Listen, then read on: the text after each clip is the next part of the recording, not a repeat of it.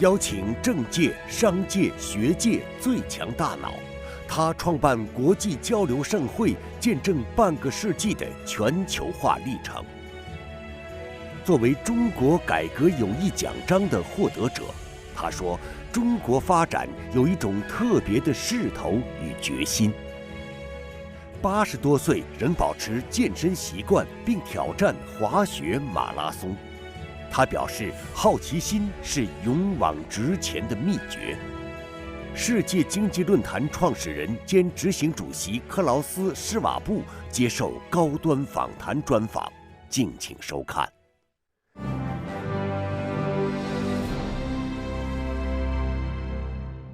关注国际焦点，洞察世界风云。大家好，欢迎来到本期的高端访谈，我是周韵。2024年世界经济论坛年会召开之际，我们来到了位于瑞士日内瓦的论坛总部，即将在这里对话论坛创始人兼执行主席克劳斯·施瓦布。作为论坛掌门人，他如何将阿尔卑斯山上的一个宁静小镇达沃斯转变为群贤毕至的全球交流平台？作为中国改革友谊奖章获得者，他如何看待中国的发展和现代化道路？本届年会以重建信任为主题，施瓦布对于弥合信任赤字、推动合作发展不断向前，又有着怎样的见解呢？今天我们一起在对话中寻找答案。So, hello. Finally, the end of it. No, great pleasure. So, No, the pleasure is all be with mine. you this afternoon. Yes, great. Thank you so much. It's the snow of Geneva. I know, and the minute when we arrived, we Yeah. got landed, it starts snowing. Hello, everybody. And you know, actually, snow has a really positive sign in China. Yeah. It means prosperity and all the good things. Professor Schwab, thank you so much for joining us today at probably the busiest time of the year for you, with political leaders, business elites, and representatives from diverse sectors coming to Davos for the annual meeting. So to start with, Professor, what do you think we can expect from this year's annual meeting, and why was rebuilding trust chosen as the theme?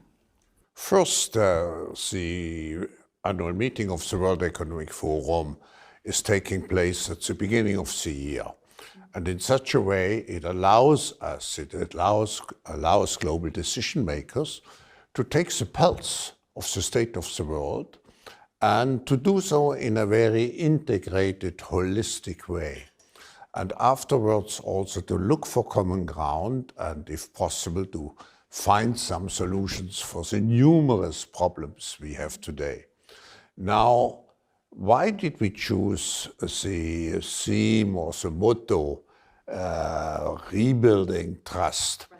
If we compare the world today with the world before we had the COVID pandemics, we find a completely different mood.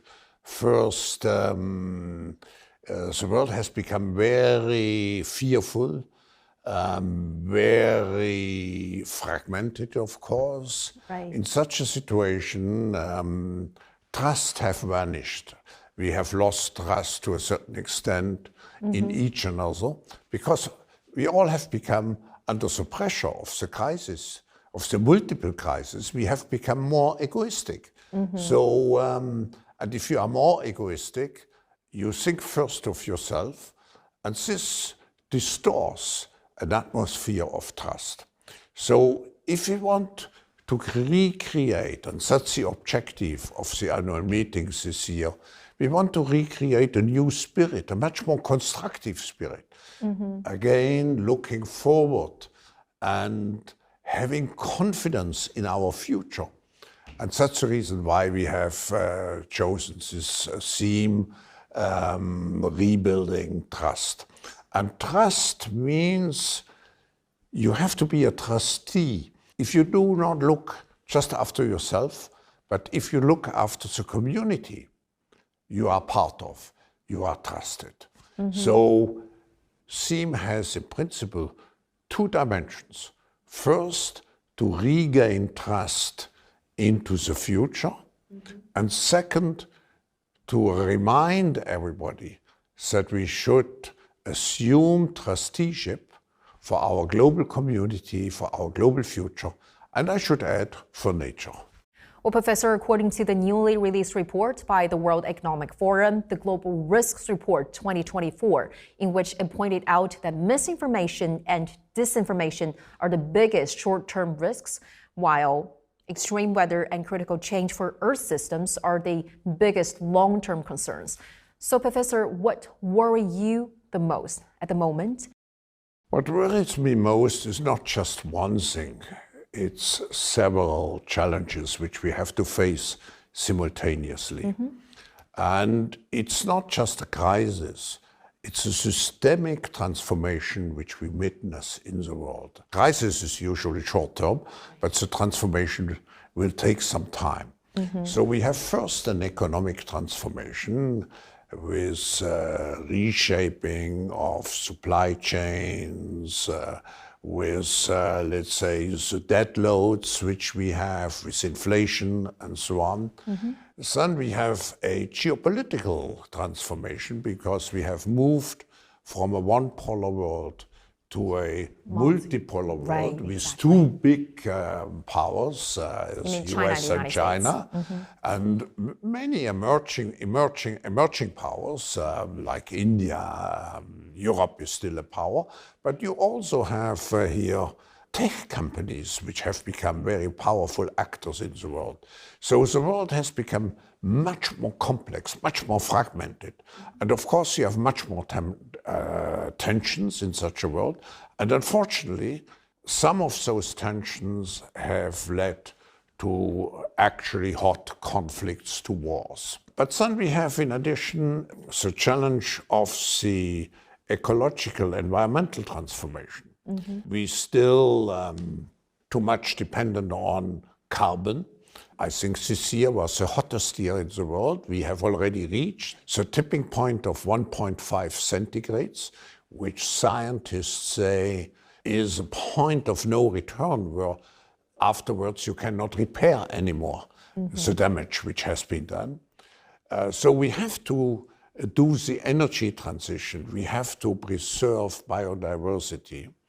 And so on and so forth. So it's the geopolitical, the economic, the environmental, and finally you have the technological. I had written in 2016 this book, The Fourth Industrial Revolution. Yes. And now we are in the exponential phase of the development of some of the technologies of the Fourth Industrial Revolution, particularly artificial intelligence, but also quantum computing, and I could go on and on.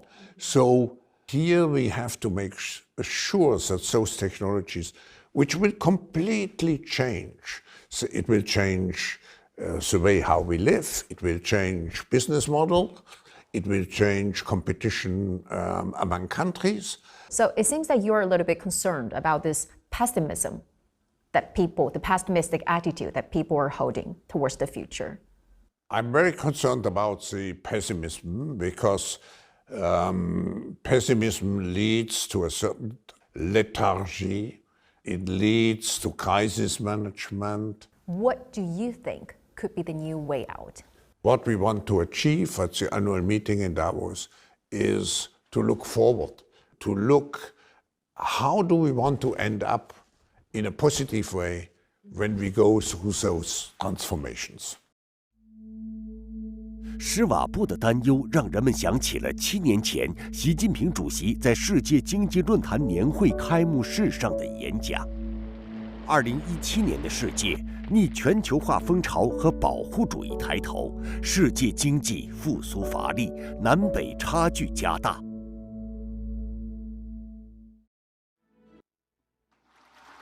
习近平主席在题为“共担时代责任，共促全球发展”的主旨演讲中，引用了狄更斯的名言：“这是最好的时代，也是最坏的时代。”他把握经济全球化的历史大势，着眼构建人类命运共同体，明确提出了引领世界经济走出困境的中国主张。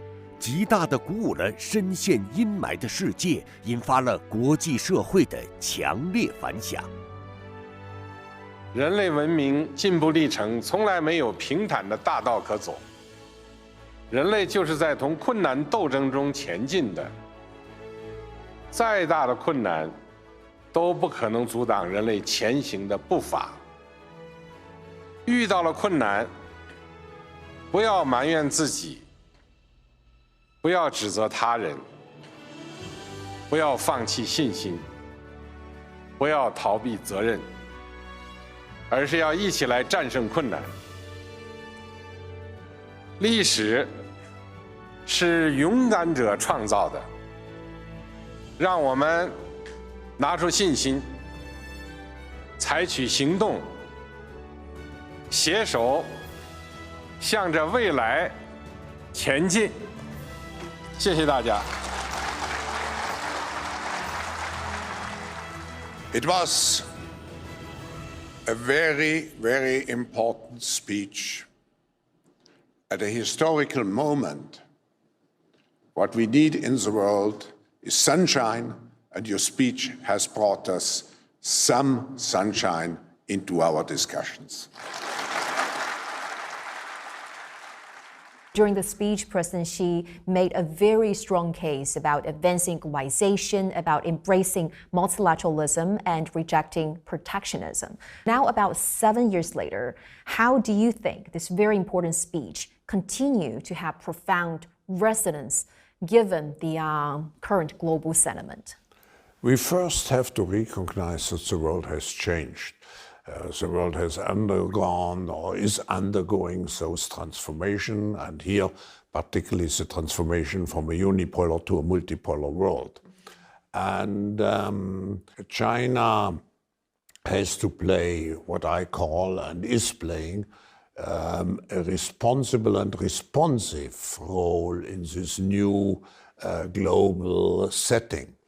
And you are right, the speech of President Xi in 2017 was welcomed by many people because it showed that China will take on this responsible and responsive role. And we have seen in the past several new initiatives of China on a global level related to security, related to the economy, related to our shared global future. I think what is important is now to translate all those principles into the new context and to accept that the world to a certain extent has changed. What kind of leader he is to you? President Xi is certainly an impressive leader. I think everybody felt that his speech touched the nerves of many people in a very positive way. Well, Professor Schwab, another prominent topic that is now under the spotlight at the annual meeting is the evolving Chinese economy. What is your take on the prospect of China's economic trajectory, and what do you think could be the new driving force?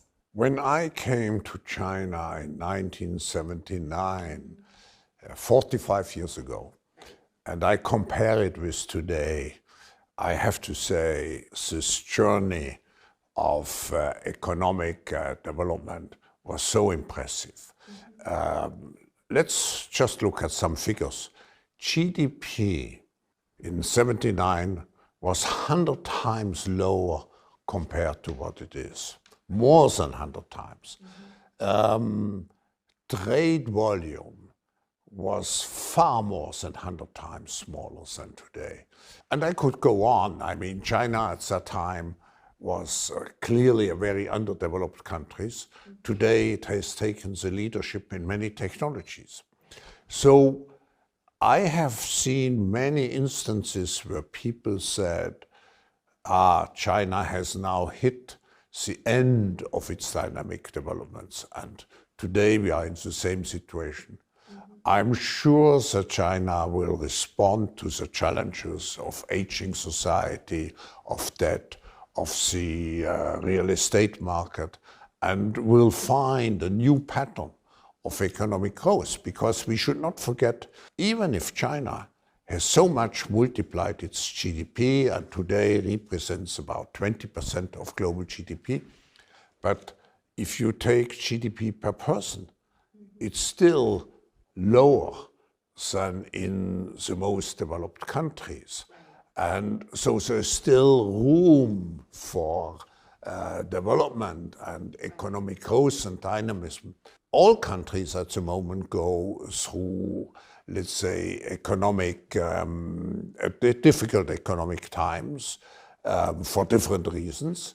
But I feel China will have the wisdom to address the particular challenges which are facing the Chinese economy. Professor, you just recalled this engagement with China, which dated back to 1970s. As you just said, you first visited China in 1979. Actually, I know that at the time you weren't alone. You were with a group of European business delegation, about 20 CEOs together.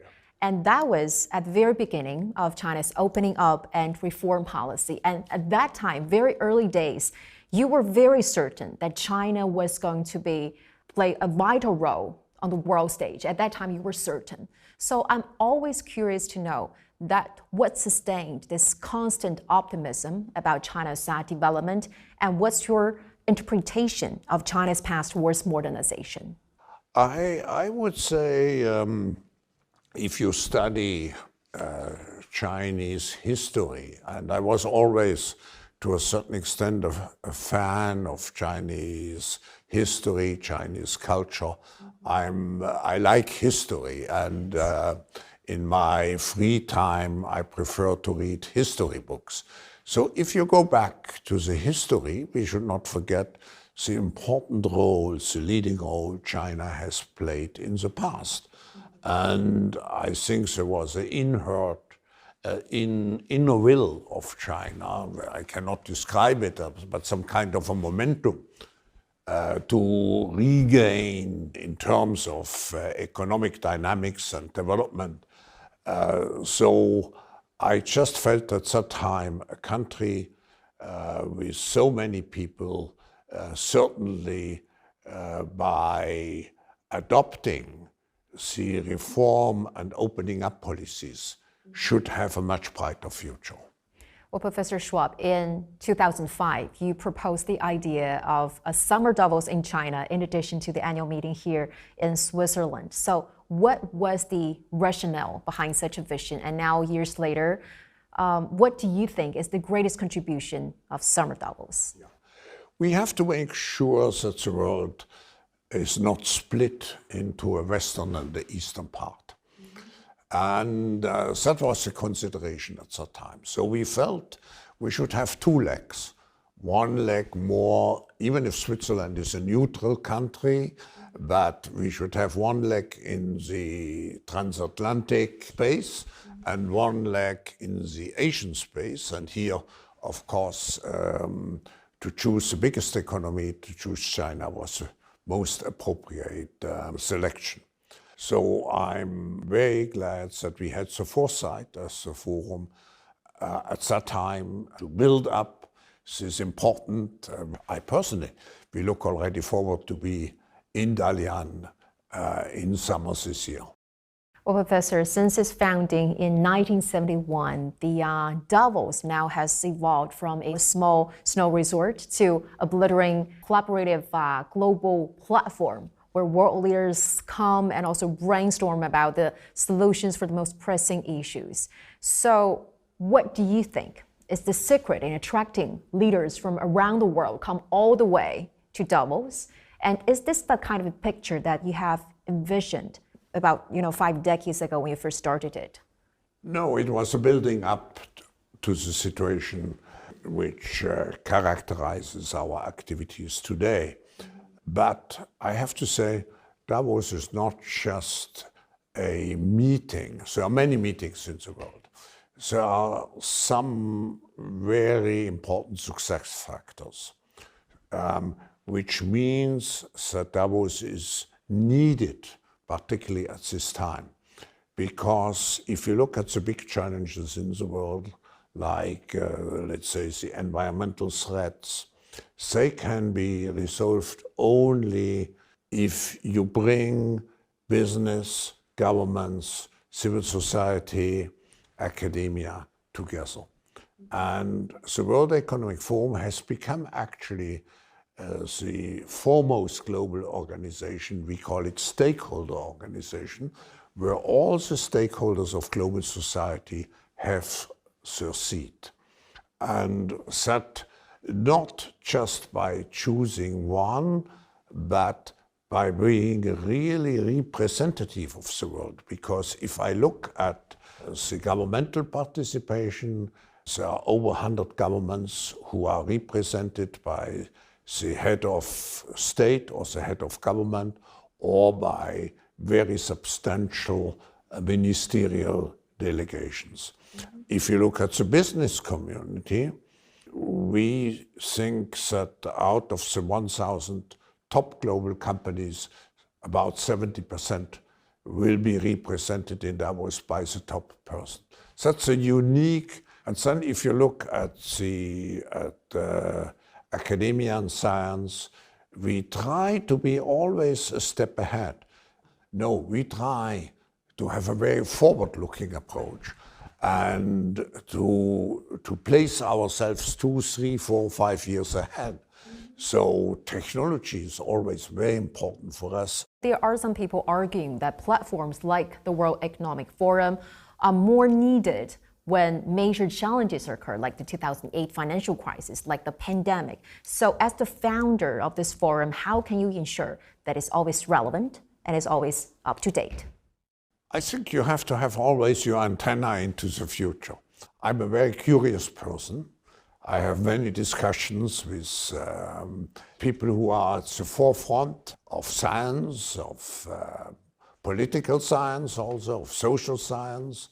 And to remain relevant means to be very foresighted and to have a program which really does not repeat what other people are doing, but which brings this very specific future orientation to the table of discussions.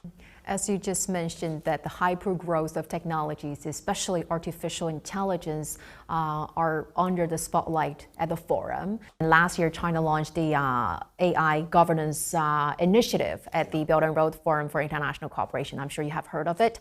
And I think you also said before, you have defined AI as a game changer. So, Professor, from your perspective, is artificial intelligence more of a blessing or a curse to you? And what role do you think China could play in the development and governance of AI? First of all, whether artificial intelligence is a blessing or a curse depends on us. In my opinion, it's a great opportunity. It can provide us with a completely new, flourishing economy, but we have to be prepared because many jobs will have to be reskilled or upskilled. It's a little bit like moving from an agricultural society to a manufacturing society. Then we moved from a manufacturing society to a service society. And now we make another big step. And I would call it, we move into the intelligent society with the help of artificial intelligence. But artificial intelligence could also have very serious negative consequences. For example, fake news. It can reinforce fake news. It can distort elections. It can spread rumors very easily. So we have to create the guardrails.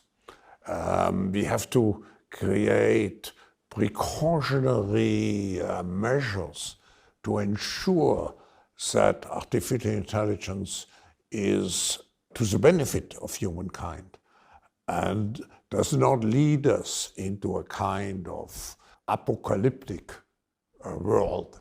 But artificial intelligence has so many dimensions. There's the question of intellectual property, there's the question of impact on competition, the national security aspect, and so on. And I think it's very important that we work together, and I'm very pleased to see at the annual meeting also China involved. I think we absolutely need China at the table when we discuss a global framework. And we don't know, it could be similar to what we have in the environmental area with the COP meetings. It could be similar to the International Atomic Energy Agency in Vienna. But we have to find a global mechanism to keep the negative consequences of artificial intelligence under control. 1971年，施瓦布刚过而立之年，即将赴日内瓦大学商学院任教。一场出于兴趣组织的论坛，为他开启了人生的另一种可能。这就是欧洲管理论坛、世界经济论坛的前身。50多年来，对世界经济论坛而言，施瓦布是创始者，也是推动者，是掌门人，也是代言人。施瓦布的人生与世界经济论坛的发展相互交织。通过这一平台，他结识了妻子，并在这个平台上让他的经济理论构想落地为现实，拥抱中国的改革开放。顺着历史轴线向前回溯，出生于2战期间的施瓦布，幼年时曾随父母穿越德国与瑞士分界线，一面是战争，一面是和平。他目睹过战火吞没港口，也见证过人们重建家园。在学者身份之外，施瓦布有着投身公共事务的心愿，世界经济论坛成为了承载他心愿的载体。Well, Professor, you have a unique and broad set of life experience. You survived war when you were a child, and you earned 5 degrees in mechanical engineering and economics by the age of 27. And by 31, you became the youngest university professor here in Switzerland. And in your 70s, you participated in the ski marathon. That's 42 kilometers. That's really impressive. And even now, in your 80s, I heard from your colleagues that you're still working tirelessly every day and keep a very active exercise routine. So what always have inspired and motivated you to move forward? It is curiosity about the world, and also fortunately I feel in a good physical shape. I actually wanted to run the marathon again this year, but I was doing some exercise, I was jogging, and I hurt my knee. I may dream again to do it next year, because I will not be able this year. But I think it's a curiosity, and it's also, look, humankind was always driven by the narrative to create a better world for the next generation or next generations. And if I look at my grandchildren, I always think statistically, my grandchildren will be still alive at the year when we go into the next century. So in 75 years or so. If I look at all the changes in the world, I think we should make sure we should recreate, and I come back to the beginning of our interview, we should come back to the sense of trusteeship for the next generation. And trusteeship means a great responsibility. So it's not just curiosity, it's a certain sense of responsibility which is driving me. Professor, I know you have deep appreciation for the Chinese culture, and also you're a big lover of Chinese dumplings and Peking duck. And you have sent congratulations on several Chinese New Years. And as we all know, the Chinese Spring Festival is approaching. So what would be your wishes extended to our Chinese viewers? I would wish the Chinese people and the world in general, I think I can summarize it in 2 words: peace and prosperity. And if I would add one last word, inner satisfaction, which means happiness. So happiness, peace, and prosperity. Yeah. So thank you so much, Professor, today for talking with us and sharing with us your very insightful views. Greatly appreciated. Thank you very much.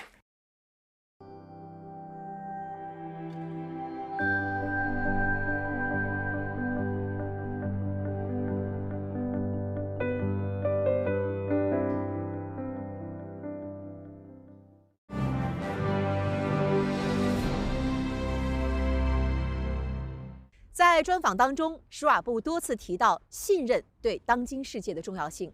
在他看来，面对经济、地缘政治、科技等全球性变化，人类急需重建对彼此、对未来的信任。